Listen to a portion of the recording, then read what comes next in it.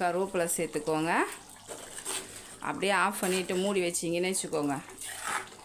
நல்லாவே எண்ணெய் பிரிஞ்சு வந்திருக்கு பாருங்கள். ஒரு 50 கிராம் நல்லெண்ணெய் ஊற்றிருக்கேன். தாளிப்பு வடகம், ஒரு பச்சை மிளகாவை, 2 கட்டி பூண்டை உரிச்சி, கொஞ்சம் கருவேப்பிலை, ஒரு கை சின்ன வெங்காயம், ஒரு 2 தக்காளி, உப்புக்கு தேவையான உப்பு சேர்த்துடலாம். பச்சை சுண்டைக்காய் நசுக்கி வச்சுருக்கேன், ஒரு 100 கிராம் இருக்கும். பச்சை சுண்டைக்காய் வந்து வாய் புண்ணு, வயிற்று புண்ணுக்கெலாம் நல்லது, ஹீமோக்ளோபினுக்கு ரொம்ப நல்லது. அப்பப்போ சேர்த்துக்கலாம். இது மிளகாத்தூள் சேர்த்துக்கோங்க. ரொம்ப புளி தண்ணி வேண்டாம், தண்ணியாக கரைச்சி சேர்த்துக்கோங்க. உப்பு காரம் எல்லாமே திட்டமாக இருக்கணும், ரொம்ப புளிப்பு வேண்டாம்.